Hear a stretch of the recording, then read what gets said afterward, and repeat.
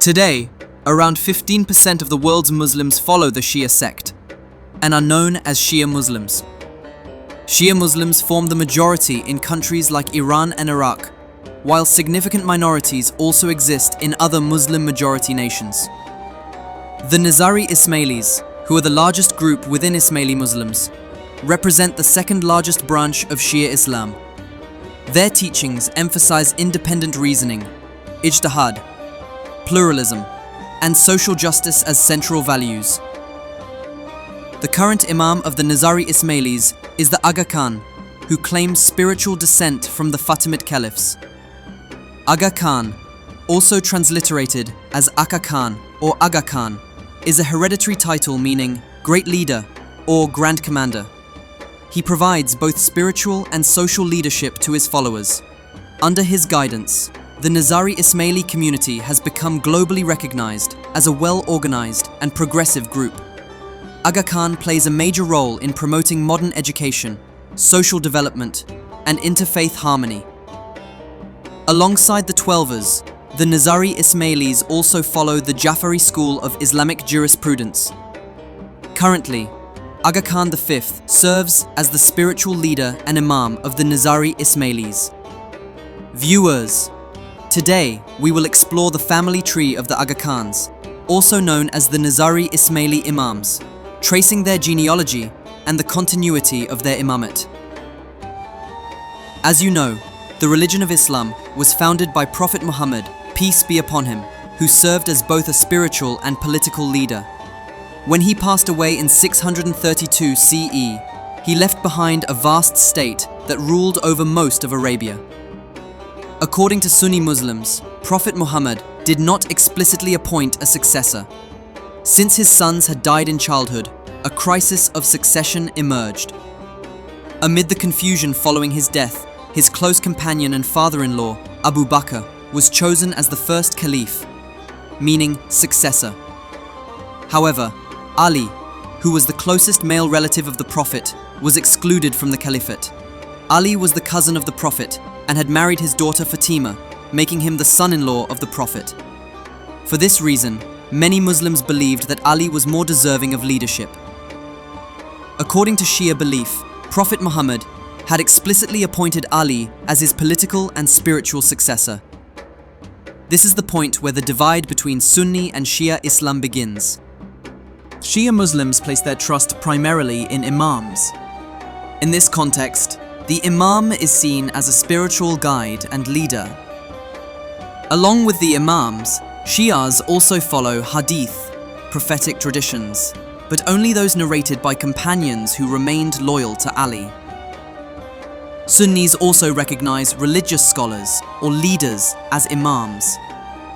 But in Sunni Islam, any qualified person who has deeply studied the Quran and hadith and served Islam can be considered an imam. However, in Shia Islam, the imam must be a direct descendant of Prophet Muhammad. Moreover, Sunni imams are considered fallible, while Shia imams are believed to be infallible and divinely guided. Now, let's take a look at the genealogy of the Shia imams. This lineage begins with Ali ibn Abi Talib, who is considered the first imam.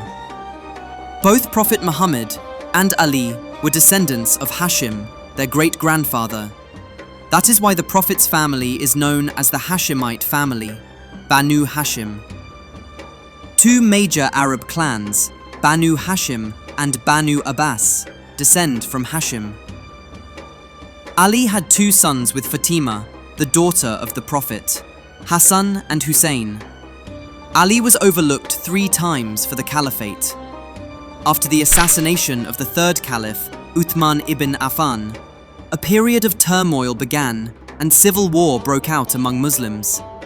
In this critical situation, Ali was chosen as the 4th Caliph, but his leadership was challenged by Muawiyah ibn Abi Sufyan of the Umayyad clan. Ali's reign was deeply affected by this internal conflict. In 661 CE, Ali was assassinated. After his death, his elder son Hassan became the second Shia Imam, although some recognized Hassan as the next caliph. he voluntarily gave up political power, signing a peace treaty with Muawiyah to end the civil war. This marked the beginning of Umayyad rule. Afterwards, Hassan largely withdrew from public life until he was poisoned in 670 CE.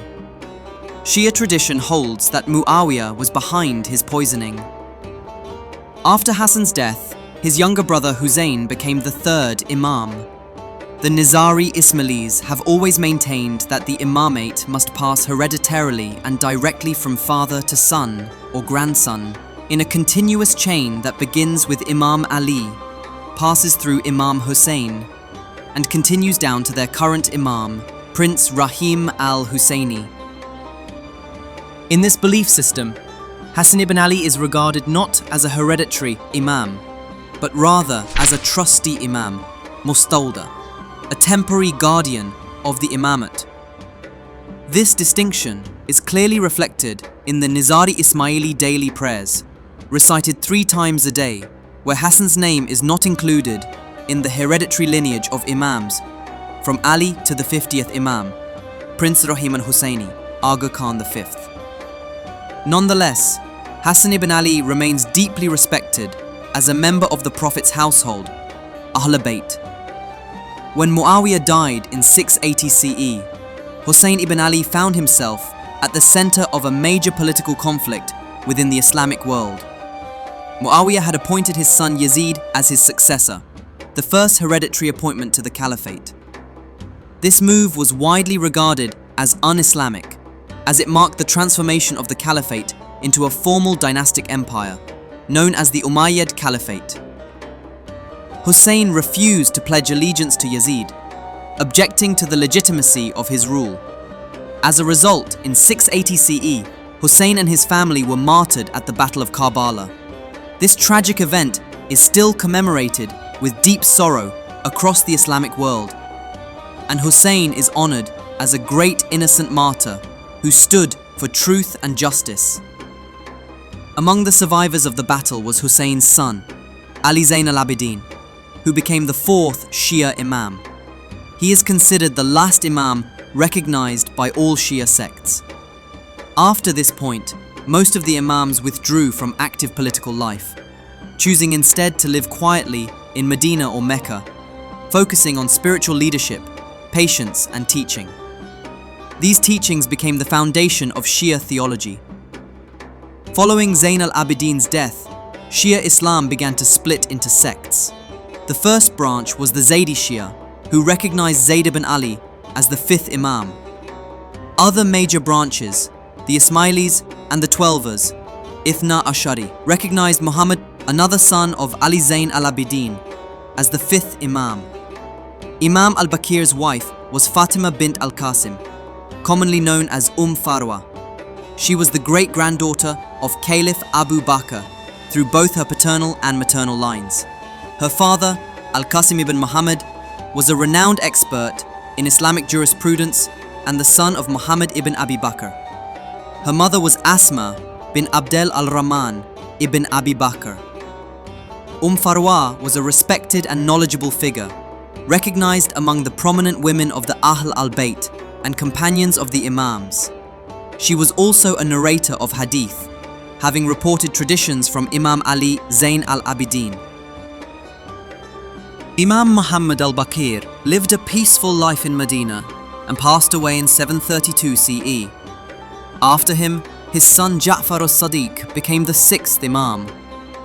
Jaffar AlSadi lived during a significant transitional period, the decline of the Umayyad dynasty and the rise of the Abbasids. This era also witnessed the development of various Sunni schools of thought.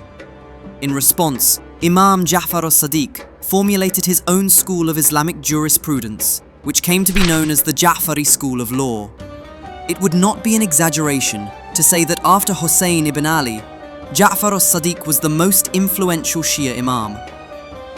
This is because not only do most Shia Muslims follow the Ja'fari school, but Jaffar AlSadi is also respected among Sunnis. In fact, he was a teacher to the founders of 2 major Sunni schools of law, Abu Hanifa, founder of the Hanafi school, and Malik ibn Anas, founder of the Maliki school. In addition to his jurisprudential influence, Jaffar al-Sadi was also a renowned narrator of hadith, and many scientific contributions are attributed to him. He passed away in 765 CE. His death led to another major schism within Shia Islam. It is said that during his lifetime, he had appointed his son Ismail as his successor. However, Ismail died before Imam Jaffar al-Sadiq. This raised a significant question about the rightful succession. Many believed that leadership should now pass to Ja'far's other son, Musa al-Kazim. But others held the belief that an imam is infallible, and since Ismail had been appointed during the imam's lifetime, the imamate should remain in his lineage regardless of his death. After the death of Imam Jaffar al-Sadiq, his followers split into different groups. The largest group, which later became known as the Twelvers, recognized his younger son, Imam Musa al-Kazim, as the next imam. However, some of his followers believed that his son, Ismail, was the rightful imam, and this belief led to the formation of the Ismaili sect. Even within the Ismailis, divisions soon emerged. One group believed that imamate ended with Ismail's son, Muhammad ibn Ismail. Since they accepted only 7 imams, they came to be known as Seveners. Another group claimed that a line of hidden imams continued from Ismail's descendants, but they remained in hiding due to threats from the Abbasid Caliphate. Between 765 and 909 CE, these hidden imams communicated through representatives known as da'iyas, missionaries. These da'iyas developed a secretive network to gather support for their cause. The situation dramatically changed in 909 CE, when a man named Abdullah ibn Al-Hussaini declared himself to be the hidden Mahdi. Even the da'iyas were divided over this claim. Some accepted Abdullah as the Mahdi, while others rejected his claim. Among those who rejected him was Hamdan Karmat, who went on to form the radical Karmatian sect. The Karmatians earned widespread condemnation, especially after they attacked Mecca in 930 CE and stole the sacred black stone, Hajar al-Aswad, from the Kaaba. This act made them a major target of opposition. Over time, they were militarily defeated and gradually destroyed, until the Karmatian sect completely disappeared from history. Let's return to Abdullah al-Mahdi, who founded the Fatimid Caliphate. This caliphate ruled over large parts of North Africa and even held power over the holy cities of Mecca, Medina, and Jerusalem. From its establishment until 1094, the Fatimid rulers were known as Caliph Imams, combining both political and religious authority. In 1094, the 8th Fatimid Caliph and Imam, Al-Mustansir Billah, passed away. After his death, a dispute over succession emerged. The powerful vizier, Al-Malik al-Afdal, installed Al-Mustansir's younger son, Al-Musta'li Billah, on the throne. However, the elder son, Nizar al-Mustafa, challenged this decision, but was defeated, imprisoned, and died in captivity. This conflict led to a schism within the Ismaili sect, resulting in the formation of 2 branches, the Nizaris and the Mustalis. The followers of Nizar became known as Nizaris, while those loyal to Al-Mustali were called Mustalis. The Nizaris became particularly famous for 2 reasons. First, they were associated with a group of trained assassins who followed the Nizari branch and operated with precision and secrecy. The second is the line of Aga Khans, which we will discuss later. This group was founded in the 11th century under the leadership of Hassan Ali, a brilliant missionary and strategist. Hassan Ali established his base at the fortress of Alamut in Persia. From there, he created a highly disciplined and secretive force, trained for covert and lethal attacks against political and religious enemies. According to Ismaili tradition, the year after the death of Imam al-Mustansir, a judge named Abu al-Hasan Sayyidi travelled from Egypt to the Alamut fortress. There, he brought with him the youngest son of Imam Nizar, who came to be known as Al-Hadi. Ali al-Hadi is considered the 20th Imam of the Nizari Ismailis. Due to the internal schism, the center of Ismaili leadership shifted from Egypt to Persia, where Hassan Sabah established the foundation of the Nizari Ismaili state. Al-Muttadi, the eldest son of Imam al-Hadi, was the 21st Imam of the Nizari Ismailis. He was the first Nizari Imam born in Persia, and he is also known by the names Muttadi and Muhammad I. He was protected and supported by the prominent Nizari leaders Hassani Sabah and later Kia Buzurg Umid. After his death, his son Hassan became the Imam, while remaining in concealment at the Alamut fortress. According to Nizari sources, the Imams from Hassan II to Ruken Alin Kha continue to rule from Alamut. Imam Ruken Alin Kha was the fifth and final Nizari Imam to rule from Alamut. He engaged in prolonged negotiations with the invading Mongol forces, and under his leadership, Alamut fortress was surrendered to the Mongol Empire, effectively bringing an end to the Nizari state in Persia. After this, Shams al-Din Muhammad, the youngest son of Kursha, assumed the imamate. He was the first imam to lead the community after the fall of the Nizari state, and he spent much of his life in hiding, keeping his identity concealed to avoid persecution. Following his death, a dispute arose over succession between his eldest son, Momin Shah, and youngest son, Qasim Shah. This conflict split the Nizari Imamate into two rival lines, Mominis or Muhammad Shahis and Qasim Shahis. However, Nizari sources make little mention of this division. Initially, the Momin Shah line was more prominent, but over time, it dwindled and today survives only with a few thousand followers in Syria. In contrast, the Qasim Shah line grew in popularity and represents the majority of Nizari Ismailis today, led by the Aga Khans. Imams of the Qasim Shahi line lived in concealment due to the risks posed by political instability and persecution. Ali was the last Nizari Imam to reside in Anjudan. Shah Nizar assumed the imamate in 1680 CE, following the death of his father Khalil Ali. In the early part of his imamate, he left Anjudan, where his ancestors had lived for nearly 2 centuries, and settled in Kahak, which then became the new center of the Nizari Imamate. Hassan Ali was the first Nizari Imam in generations to emerge publicly, playing a visible role in regional affairs. He was believed to be close to Shah Rukh Khan Afshar, the regional governor. This connection is illustrated by the marriage of Hassan Ali's daughter to Shah Rukh's son, Lutuf Ali Khan. After Hassan Ali, his son Qasim Ali became the Imam. Shah Khalil Allah III was the 45th Imam of the Nizari Ismaili Shia Muslims. He was born in 1740 in the Iranian city of Kerman. At the age of 2, he was brought to Mahalat, where he was raised under the care of his uncle Mirza Muhammad Baqir, and received his early education at home. In 1792, after the death of his father Abu al-Hassan Ali, Shah Khalil Allah III assumed the imamate. He moved the imamate center from Kerman to Kahak, from where he led the community for 20 years. His name, Shah Khalil Allah, is believed to have been inspired by the Nimatullahi Sufi order, reflecting the close relationship between the Nizaris and the Nimatullahi Sufis during that period. In 1815, Shah Khalil Allah moved to Yazd to be closer to his growing number of followers in India.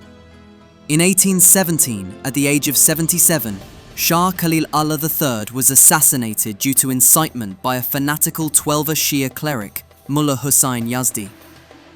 Mullah Hussain stirred up his followers to attack the Imam's residence. Although the immediate cause was a dispute between Nizari and Twelver merchants, it is believed that the underlying motive was to weaken the growing influence of the Nizari community. During the assault, the Imam's home was looted and Shah Khalil Allah was killed. Later, Fath Ali Shah Qajar, the ruler of the Qajar dynasty, who had friendly ties with the Imam, punished Mullah Hussain Yazdi for instigating the attack. Shah Khalil was the last Nizari Imam to have spent his entire imamate in Iran. After his death, the Ismailis in Iran had become strong enough to finally come out openly, abandoning the practice of taqiyya, concealing one's beliefs, which had continued for nearly 500 years. After him, his eldest son, Hassan Ali Shah, also known as Muhammad Hassan, became the 46th Imam of the Nizari Ismailis.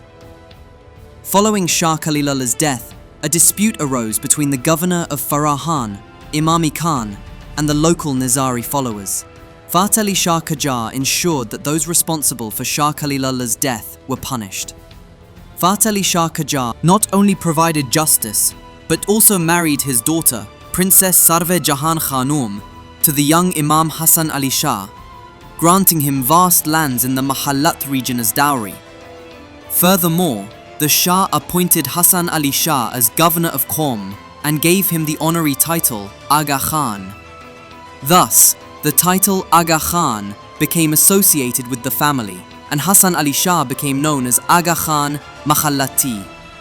This title continued to be inherited by his successors. During the reign of Fath Ali Shah Qajar, Imam Hassan Ali Shah enjoyed great respect and peace. He was held in high esteem at the royal court. After him, his eldest son, Aga Ali Shah, known as Aga Khan II, succeeded to the imamate. He was the only surviving son of Aga Khan I and Princess Sarve Jahan Khanum. Since his mother belonged to the Qajar royal family, he was also considered a member of the Iranian royal household. When his father passed away, the Qajar king Nasir al-Din Shah officially recognized his royal status and even took part in the royal mourning ceremonies, which were usually reserved for members of the royal family. Additionally, Nasir al-Din Shah sent Aga Ali Shah a royal robe of honor and a Qajar throne jewel, symbolizing the strong ties between the Aga Khan family and the Qajar dynasty. During his lifetime, Aga Ali Shah worked not only for the welfare of his own community, but also for the broader Muslim population of the Indian subcontinent. He was the second Nizari Imam to bear the title Aga Khan. He was succeeded by his son, Sultan Muhammad Shah, who became famous as Aga Khan III. He was one of the founders of the All India Muslim League and served as its first permanent president. His goal was to protect and promote the rights and interests of Muslims in British India.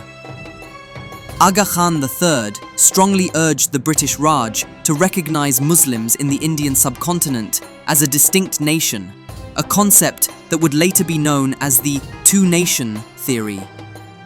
Even after resigning from the presidency of the All India Muslim League in 1912, he remained deeply influential in shaping its policies and goals. In 1932, he was appointed to represent India at the League of Nations and served as the president of its 18th General Assembly. Aga Khan III married 4 times. His first marriage was to Princess Begum, his cousin and granddaughter of Aga Khan I. In 1908, he married Cleope Teresa Magliano, with whom he had 2 sons, Prince Giuseppe Madi Khan and Prince Ali Khan. She passed away in 1926. In 1929, he married his 3rd wife, Andrée Josephine Caron, a co-owner of a fashion house in Paris.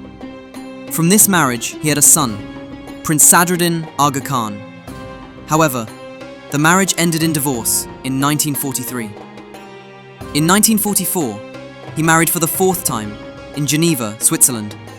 His wife was Yvonne Blanche Labrousse, who later converted to Islam and was known as Begum Habibe Aga Khan. In 1954, she was honored with the title Mata Salamat. Aga Khan III's son, Prince Ali Khan, was a well-known socialite, racehorse owner, and diplomat. He served as Pakistan's permanent representative to the United Nations from 1958 to 1960, and even held the position of Vice President of the General Assembly. Ali Khan's first marriage was to Joan Barbara Guinness, daughter of John Yard Buller, the 3rd Baron Churston. They had two sons, Prince Karim, the future Aga Khan IV, and Prince Armin Muhammad Aga Khan. However, the marriage ended in divorce in 1949, largely due to Ali Khan's extramarital affairs. Soon after, Ali Khan married the famous American actress Rita Hayworth. Rita left her Hollywood career to marry him and developed an interest in horse racing, although she had little personal interest in the sport. They had a daughter, Princess Yasmin Aga Khan. Unfortunately, this marriage also ended in divorce. Later, Ali Khan served as Pakistan's ambassador to the United Nations. Tragically, on May 12, 1960, he died in a car accident in Suresnes, France, due to a severe head injury. After the death of Aga Khan III, his 20-year-old grandson, Prince Karim Aga Khan, became the 49th Nizari Imam and assumed the title of Aga Khan IV. Although his father, Prince Ali Khan, had passed away in an accident, the rightful successor by traditional lineage was his uncle, Prince Sadruddin Aga Khan. However, in accordance with the will of Aga Khan III, the imamate was passed on to his elder grandson. This marked the second time in Nizari Ismaili history that the imamate was transferred not to the son of an imam, but to a grandson. To their followers, Aga Khan IV is known by the religious title Maulana Hazar Imam, signifying his status as the present living imam.